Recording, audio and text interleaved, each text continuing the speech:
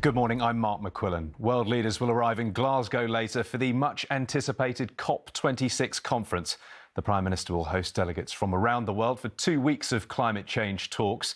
Meanwhile, protesters are descending on the city too, calling for real change at this year's summit. Ellie Pitt reports. The eyes of the world are on this Scottish city as the climate summit begins. The conference's president sets out his objective. I keep reminding colleagues around the world that, to keep that 1.5 degrees within reach, we need to halve emissions between now and 2030.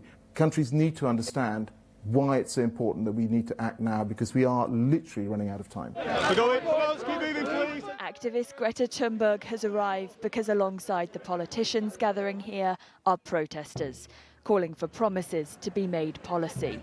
But in order to do that, we're told countries must step up their plans, even within this fortnight. I would like to see every country show more ambition, and there is absolutely time to do that. There is time to do that, obviously, just before the COP, but at the COP itself. While Glaswegian bells sounded the climate emergency last night, Alok Sharma has faith it can be averted. There is hope. There is hope that we can go forward and we can reach agreement and we can arrive at consensus, but that is going to require a huge amount of hard work from everyone over these next 2 weeks. That hard work begins now. Ellie Pitt, ITV News. Meanwhile, the Prince of Wales is due to set the stage for COP26 in an address at the G20 summit in Rome shortly. Our correspondent Emma Murphy is there and joins us live. Emma, what is Charles expected to say?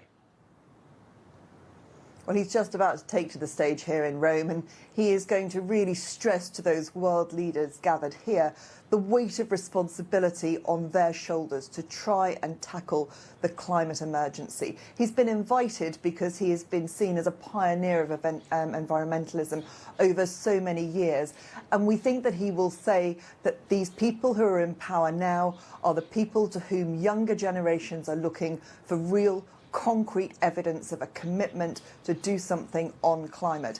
He will speak of the despairing voices of young people, and he will urge those leaders to actually step up and do something now for the generations still to come. Emma, thank you. In other news, the COVID rules will be relaxed in Northern Ireland tonight.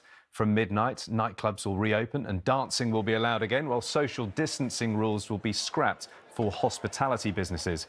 Last month, restrictions ended for shops, theatres and a number of other indoor venues, but face coverings remain a legal requirement. A big push to vaccinate children will be rolled out in schools as they return from half-term next week.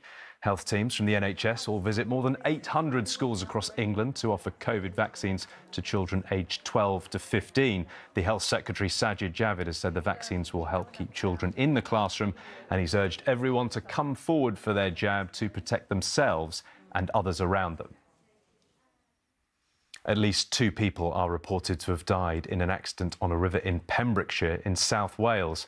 Police began a huge search involving several helicopters after reports of a group of paddleboarders in distress. Another person is thought to be in a serious condition. Alec Baldwin says the accidental, fatal shooting of his colleague on a film set was a once-in-a-trillion episode. The actor, speaking publicly for the first time about the death of Helena Hutchins, said her husband was overwhelmed with grief. She died after a prop gun Baldwin was holding, which he was told was safe, discharged in New Mexico. An investigation is ongoing. And Hollywood stars Ryan Reynolds and Rob McElhenney have thanked the community of Wrexham for opening their hearts to them.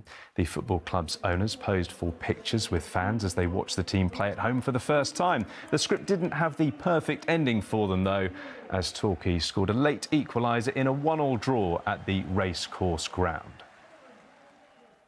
That's all for now. I'll be back with our lunchtime news at 1 o'clock. Until then, enjoy your morning. Goodbye.